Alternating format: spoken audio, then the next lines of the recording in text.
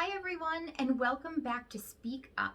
We're really excited you're here today because we're talking about infant sleep. This is a huge topic. So today we're going to talk about the strategy that I actually created and have been providing to clients through my work with newborns, and that is 0 to 3, even into 4 months. We are going to follow their lead.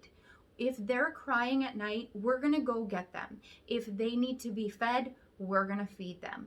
At about 4 months is when we can start doing some gentle training. And what I like to do is offer a week by week type of training. In week 1, we are going to start creating sleep associations. Even in the first year, that's all we're going to do is create sleep associations. So what we're going to do is we're going to create a nice routine right before we go to bed. What that can look like is we can get them a fresh diaper, read them a book, maybe two, sing them a lullaby, and lay them in their crib while still slightly awake, and then go night-night, walk away, and close the door. We'll get back to why this is important coming up. So in week 1, what we want to do is we want to offer that routine every time they're going to take a nap and every single time they're going to bed. Then when we go through the routine, we're going to close the door. We are going to set a 1-minute timer. For 1 minute, we are going to sit outside that door because for some of us, it's just as distressing to hear our baby upset and crying as it is for them to be left.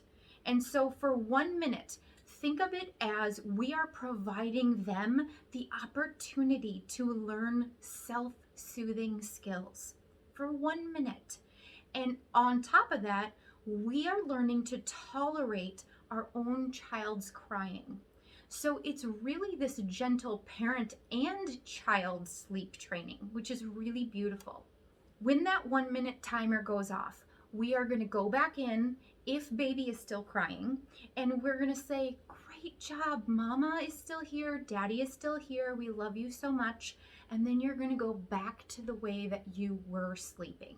If that was through contact naps, if that was at night in the bassinet, if it was a side crib, however you were sleeping, you were going to go back to that because it is the opportunity and the association with sleep that we're going for. That's it.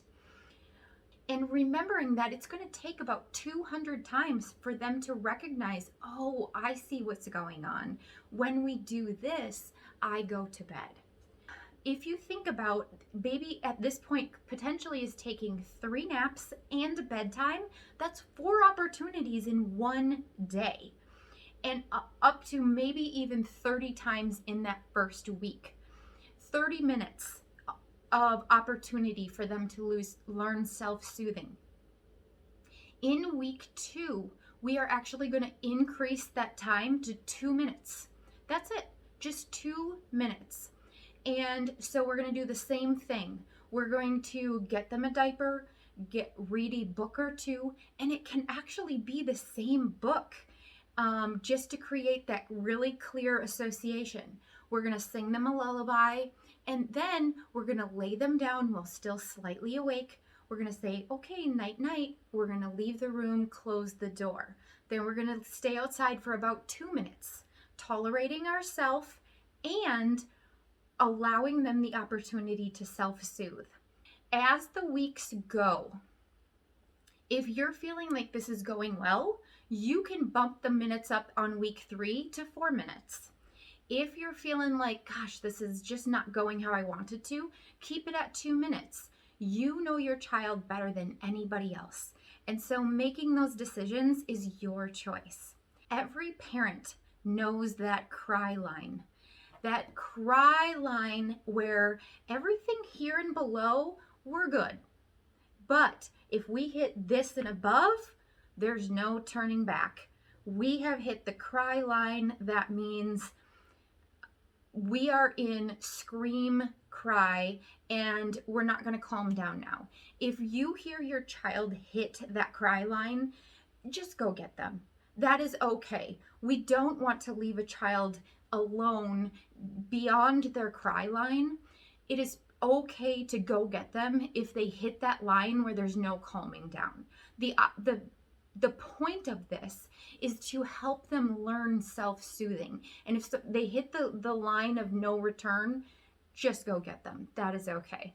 Now, it's really fascinating because of all the times that I've provided this particular type of almost parent-child sleep training. I have my 3-minute babies and my 8-minute babies. You can go all the way up to 15 minutes. And with that said, I don't think I've ever had anyone actually need that time. What's really wonderful about this is that we are learning to self-soothe ourselves when our children are crying, and they're learning to self-soothe to sleep. And the combination of my parents will still show up when I really need them. That underlying security for them is really huge.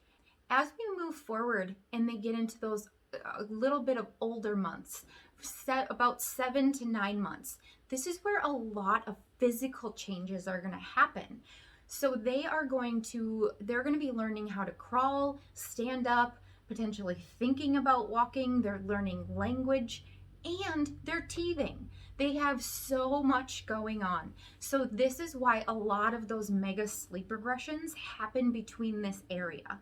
What an actual sleep regression is similar to if we as adults are to have a big test tomorrow. So if I have a big test tomorrow, I'm thinking, okay, I need a really good sleep tonight because I want to be fresh for my test tomorrow. But do I actually sleep? No. I lay there going, okay, Jerry, come on, go to sleep. Go to sleep, Jerry. Come on now.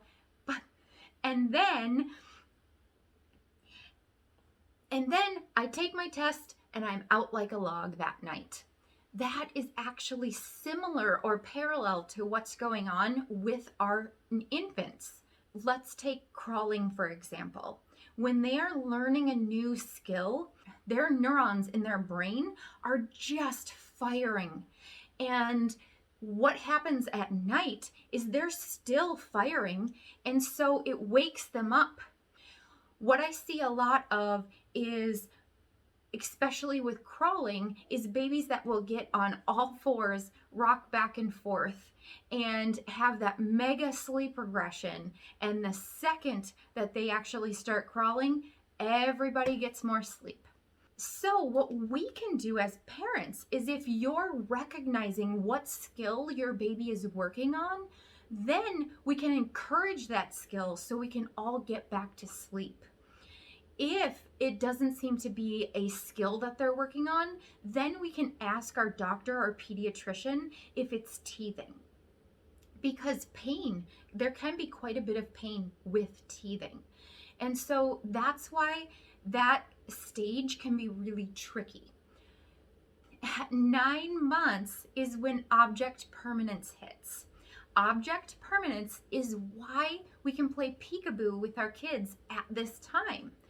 Basically, prior to this stage, if you were to hold up a blanket in front of yourself, baby would say, well, no more parent, don't know where they are. In their perspective, you no longer exist because they can't see you. At some time between 8 and 9 months, they are starting to understand that if I hold up a blanket, they may actually try and peek around. They may try and pull the blanket down. They understand that you might still be somewhere, that you exist even though they can't see you. And so they start to look for you. And that's why peekaboo is kind of a fun thing to do around this stage. Now, with that said, that is why we really need to close the door and go outside of it when we're practicing this parent-child sleep training. At 9 months, they're actually going to stand up and recognize that, hey, I know that they're out there somewhere and they're just going to cry until we come back. So that's why all this work that we're putting into prior to that is really important, because of that, those sleep regressions that are coming up, that teething, and then also object permanence. I can tell you a massive difference between my two kids. With my first, I did not do this technique, and she ended up in my and my husband's bed until she was at least 2, and then still kind of trickled in years after that.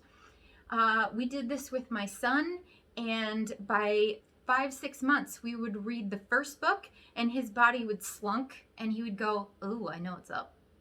And then the second book, he would just point at his crib, like, "You can put me in there now. I'm good." And then we'd try and sing the lullaby, and he'd just kind of turn around like, "No, no, you don't have to. Just put me in there." And we'd lay him down, and he would just roll out. If this resonates for you, or if you gave it a try and it worked, write down below. Let us know. And you can hit the like and subscribe and ring that bell so that more people can get this information. As always, speak up and put your armor on, because you're worth it.